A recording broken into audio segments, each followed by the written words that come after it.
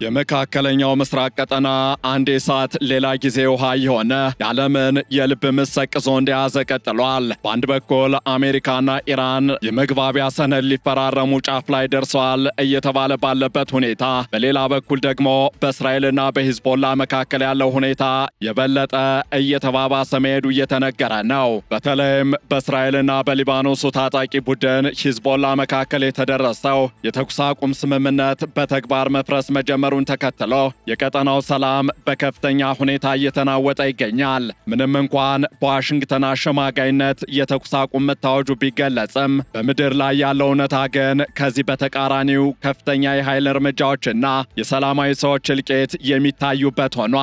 እስራኤል በሊባኖስ ላይ የምታካሄደው ጥቃትም ከቀን ቀን እየተባባሰ የመጣ ሲሆን የተባበሩት መንግስታት ድርጅት በበኩሉ ሁኔታው እጅግ አሳሳቢና ተለዋዋጭ መሆኑን በማስጠንቀቅ ላይ ይገኛል። እናም በዕለቱ የዓለም አቀፍ ትንታኔ ዝግጅታችን በእስራኤልና በሊባኖስ መካከል እየተባባሰ የመጣውን ግጭት፣ የተባበሩት መንግስታትን ድርጅት ማስጠንቀቂያ፣ የኔትንያሁን እንዲሁም የሂዝቦላህን አቋም፣ ከዚህ ባሻገርም የዚህ ቀውስ በአሜሪካና በኢራን መካከል ባለው ሰፊ ስምምነት ላይ ያለውን ተጽዕኖ ልንመለከት ወደድን። ከዓለም አቀፍ የትንታኔ ዘገባ ዝግጅቱ ጋር ታሪኩ ጋሹ ነኝ።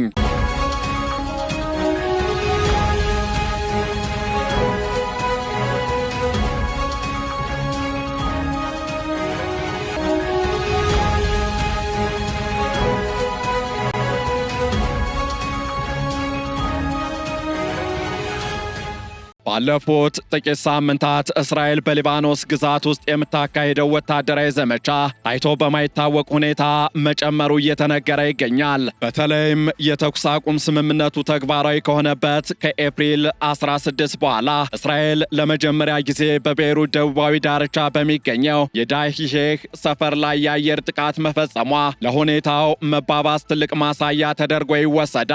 ይህ ጥቃት የተፈጸመው የሂዝቦላ ከፍተኛ ወታደራዊ አዛዦች ስብሰባ ላይ በነበሩበት ወቅት እንደሆነ የተገለጸ ሲሆን በዕለቱ ብቻ በመላው ሊባኖስ ቢያንስ 13 ሰዎች መገደላቸው ተነግሯል። የእስራኤሉ የመከላከያ ሚኒስቴር ቃል አቀባይ አቢቺ አድራይ እንደገለጹት ከሆነም የተኩስ አቁም ስምምነቱ ከተጀመረበት ከአውሮፓውያኑ ኤፕሪል 16 ወይም ኤፕሪል አጋማሽ ጀምሮ እስራኤል 220 የሂዝቦላ አባላትን መግደሏንና ከ180 በላይ ወታደራዊ ተቋማትን ማውደሟን ገልጸዋል። እንደ እስራኤል ገለጻ ከሆነ ባለፈው አንድ ሳምንት ውስጥ ብቻ 85 የሂዝቦላ አባላት ተገለዋል። ሆኖም የሊባኖስ ጤና ሚኒስቴር ይፋ ባደረገው መረጃ መሰረት ካለፈው ኤፕሪል 2 ጀምሮ እስራኤል ከ2700 በላይ ሰዎችን የገደለች ሲሆን ከእነዚህም ውስጥ በደርዘን የሚቆጠሩት ስምምነቱ ከታወጀ በኋላ የተገደሉ ናቸው። በሌላ በኩል የተባበሩት መንግስታት ድርጅት የሰብአዊ ጉዳዮች ማስተባበሪያ ቢሮ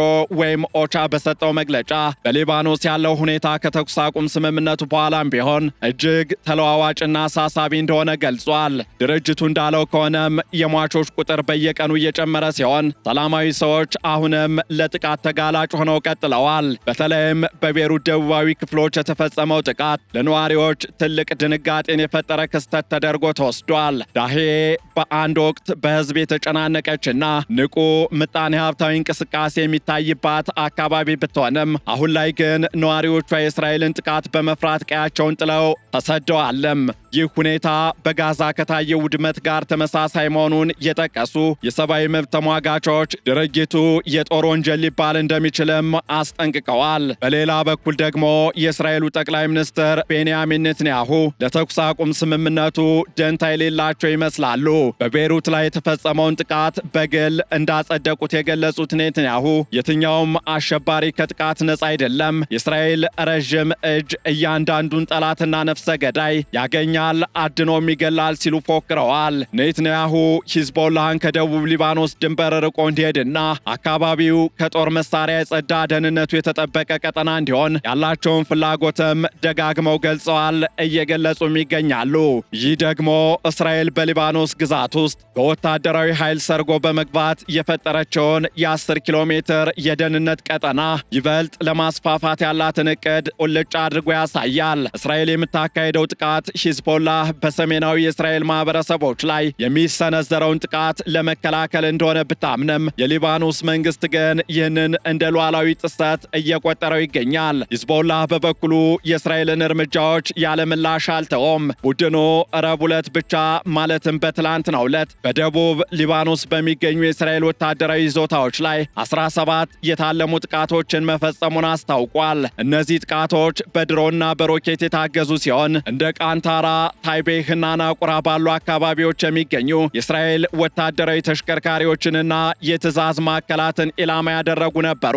ሂዝቦላህ እስራኤል ጥቃቷን እስከቀጠለች ድረስ እርሱም ምላሽ መስጠቱ እንደማያቆም በይፋ አስታውቋል። ቡድኑ የተኩስ አቁም ስምምነቱን ትርጉም አልባ ሲል የጠራው ሲሆን እስራኤል ስምምነቱን አክብራ እስካልተገኘች ድረስም እንደማይገዛ ገልጿል። ይህም ግጭቱ በቀላሉ የሚቆም ሳይሆን ይበልጥ እየተካረረ እንደሚሄድ አመላካሽ ተደርጎ ይወሰዳል። ይህ በሊባኖስና በእስራኤል መካከል ያለው ግጭት በዋሽንግተንና በቴህራን መካከል እየተደረሰ ያለውን ሰፊ የተኩስ አቁም ስምምነት አደጋ ላይ እንደጣለውም ይነገራል። ፕሬዝደንት ዶናልድ ትራምፕ ኢራን አዲሱን የሰላም ዕቅድ ካልተቀበለች አሜሪካ በከፍተኛ ደረጃ የቦምብ ጥቃት እንደምትጀምር ዝተዋል። ዋሽንግተን በሊባኖስና በእስራኤል መካከል ያለው ግጭት ከኢራን ጋር ካለው ድርድር የተለየ እንደሆነ ብታምንም ኢራን ግን ሊባኖስ የሌለችበት የተኩስ አቁም ስምምነት ተቀባይነት እንደሌለው በጽኑ እየገለጸች ትገኛለች።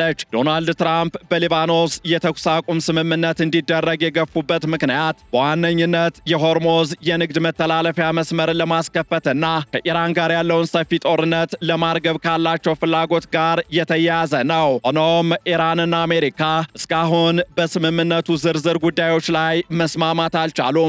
አሜሪካ በሆርሞዝ የባህር ወሽመጥ ላይ የባህር ኃይል እገዳዋን ስትቀጥል፣ ኢራንም በበኩሏ የአካባቢው ቁጥጥር በእጇ መሆኑን ለማሳየት እየሞከረች ትገኛለች።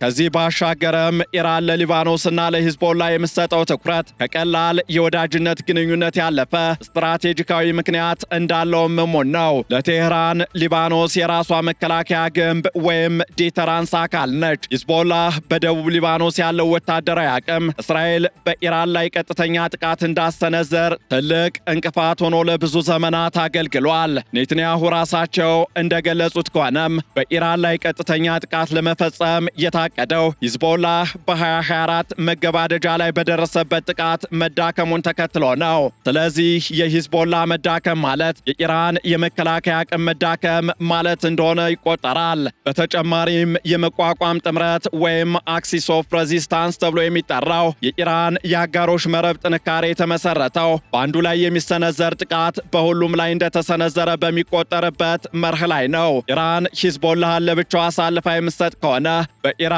በሶሪያና በየመን የሚገኙ ሌሎች አጋሮቿ ኢራን በችግር ጊዜ ትተውናለች የሚል ስጋት እንዲያድርባቸው ሊያደርግ ይችላል። ከዚህ ሌላም ከስትራቴጂካዊ ምክንያቶች ባሻገርም በኢራንና በሊባኖስ የሺዓ ማህበረሰብ መካከል ጥልቅ የሆነ ሃይማኖታዊ፣ ማህበራዊና ተቋማዊ ትስስር እንዳለም ይገለጻል። የኢራንና የሂዝቦላ ከፍተኛ አመራሮች በጋብቻና በቤተሰብ የተሳሰሩ መሆናቸውም ለዚህ አብነት ተደርጎ ይወሰዳል። ለምሳሌ የቀድሞው የቁድስ ኃይል አዛዥ ቃሲም ሱሌማኒ ልጅ ዘይነብ ሱሌማኒ ከሂዝቦላ ከፍተኛ አመራር ልጅ ጋር መጋባቷ የዚህ ጥልቅ ትስስር ማሳያ ተደርጎ ይገለጻል። በኢራን ውስጥም ቢሆን ህዝቡ ለሊባኖስ ያለውን ድጋፍ በአደባባይ እየገለጸ ይገኛል። በኢስፋሃንና በባድሩድ የተካሄዱ ሰልፎች ሊባኖሶች ወንድሞቻችን ናቸው፣ ሂዝቦላህ አጋራችን ነው በሚሉ መፎክሮች የታጀቡ ነበሩ። ስለሆነም በቴህራን የሚገኝ የትኛውም ፖለቲከኛ ሊባኖስን ከሰላም ስምምነቱ ውጭ ለማድረግ ቢሞክር በሀገር ውስጥ ከባድ ተቃውሞ እንደሚገጥመውም ግልጽ ነው። ሂዝቦላህ ወደዚህ ጦርነት የገባው በኢራን ትዕዛዝ ብቻ ሳይሆን የራሱንም ህልውና ለማስጠበቅ እንደሆነም ተንታኞች ይገልጻሉ። ቡድኑ ከፍተኛ አመራሮቹን በግድያ ካጣ በኋላና እስራኤል የ2024ቱን የተኩስ አቁም ስምምነት ደጋግማ ስትጥስ ሂዝቦላህ ዝምታን ከመረጠ ሙሉ በሙሉ እንደሚጠፋ እየተረዳ ይመስላል። ስለዚህም ጥቃትን መምረጥ ለእርሱ የመከላከል ስልት ይሆንለታል። ይገኝበታል። ይህ ጦርነት ሂዝቦላህ እስራኤል በአንድ ግንባር ብቻ እንዳታተኩር ለማድረግ ያስቻለው ሲሆን አሁን ላይ ከኢራን በሚላኩ ድሮኖችና ሚሳኤሎች ታግዞ ጥቃቱን እየሰነዘረ ይገኛል። ይህም በእስራኤል ላይ ከፍተኛ ጫናን እየፈጠረ ነው። በሌላ በኩል ደግሞ ለዚህ አይነቱ አጣብቂኝ የመውጫ መንገዶች ምንድናቸው የሚለው ጥያቄ በአሁኑ ወቅት የብዙዎች ትኩረት ሆኖ ቀጥሏል። ተንታኞች እንደሚሉት ከሆነም የመጀመሪያውና ዋነኛው መውጫ መንገድ በሊባኖስና በእስራኤል መካከል የሚደረገውን የተኩስ አቁም ስምምነት ከሰፊው የቀጠናዊ ጦርነት ጋር በማገናኘት ሁሉን አቀፍ ስምምነት ላይ መድረስ ይሆናል። እዚህ ጋር ተያይዞ በቤይሩት የሚገኙት ከፍተኛ ተመራማሪ ፖል ሳሌም እንደገለጹት በሊባኖስ ያለው ጦርነት እንዲቆም በባህረ ሰላጤው አካባቢ ያለው ሰፊ ጦርነት ማብቃት አለበት። ይህም በእስራኤል ላይ ከፍተኛ ጫና እንዲያርፍ ያደርጋል። ሁለተኛው የመውጫ መንገድ ደግሞ የሊባኖስን መንግስትና ጦር በማጠናከር ሂዝቦላ ትጥቁን እንዲፈታ ዲፕሎማሲያዊ ግፊት ማድረግ ይሆናል። የሊባኖስ መንግስት ሂዝቦላን ትጥቅ ለማስፈታት እቅድ ቢኖረውም እስራኤል የምታካሂደው ወታደራዊ ዘመቻ ግን የመንግስትን ጥረት እያዳከመው ይገኛል። ከዚህ ጋር ተያይዞ የሚነሳው ሌላኛው አማራጭ ደግሞ አሜሪካ በእስራኤል ላይ ያላትን ተጽዕኖ ተጠቅማ ኔትንያሁ ጥቃቱን እንዲያቆሙ ማስገደድ ነው። ፕሬዝደንት ዶናልድ ትራምፕ በእስራኤሉ ጠቅላይ ሚኒስትር ላይ ከፍተኛ ተጽዕኖ የመፍጠር አቅም ቢኖራቸውም እስካሁን ግን ያንን አላደረጉም ወይም ሲያደርጉ አልታዩም።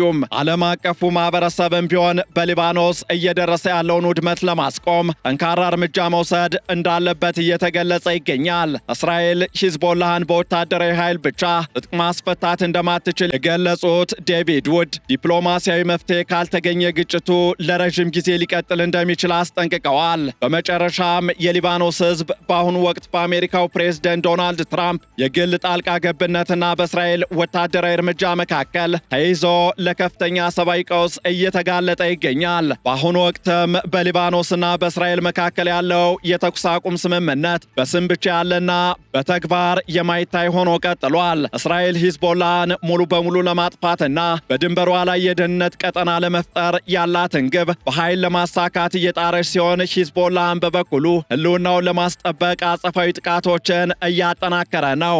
አሜሪካና ኢራንም ለራሳቸው ስትራቴጂካዊ ጥቅሞች ሲሉ የተኩስ አቁም ስምምነቱን ቢፈልጉም በሊባኖስ ጉዳይ ላይ ያላቸው ልዩነት ግን ለቀጣዩ ሰላም ትልቅ እንቅፋት ሆኗል። ከዚህ ጋር በተያያዘም ሰፊ ቀጠናዊ ስምምነት ላይ ካልተደረሰ በስተቀር በሊባኖስ ምድር የሚፈሰው ደም በቀላሉ የሚቆም አይመስልም። ኢራን ለሊባኖስ ያላት ጽኑ አቋም የራሷን ደህንነት የመጠበቅ ጉዳይ በመሆኑ ይህ ግጭት ከሁለቱ ሀገራት አልፎ ዓለም አቀፍ አንድምታ ያለው ሆኖ ይቀጥላል። የሊባኖስ የወደፊት ዕጣ ፈንታም በትላልቅ ኃይሎች የፖለቲካ ፍላጎትና በወታደራዊ ጡንቻ ማሳያነት መካከል የወደቀ ሆኗል።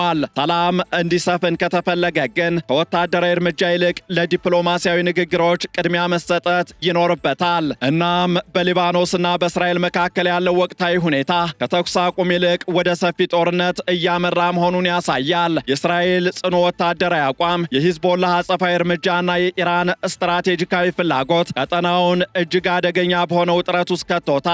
የተባበሩት መንግስታት ድርጅት ያስጠነቀቀው ሰብአዊ ቀውስ እየተባባሰ ሲመጣ ዓለም አቀፉ ማህበረሰብ በተለይም አሜሪካና ኢራን በጉዳዩ ላይ የሚያደርጉት ድርድር ለሊባኖስ ህዝብ ብቸኛው ተስፋ ሆኖ ቀጥሏል። እስራኤል በቤይሩት ላይ የጀመረችው ጥቃት የስምምነቱን መርሆች የጣሰና ግጭቱንም ወደ አዲስ ምዕራፍ ያሸጋገረ ሆኗል። በቀጣይ ሳምንታት የሚታዩ ዲፕሎማሲያዊ እንቅስቃሴዎችና በጦር ሜዳ የሚወሰዱ እርምጃዎች የመካከለኛው ምስራቅን የወደፊት ዕጣ ፈንታ የሚወስኑ ቁልፍ ጉዳዮች ይሆናሉ።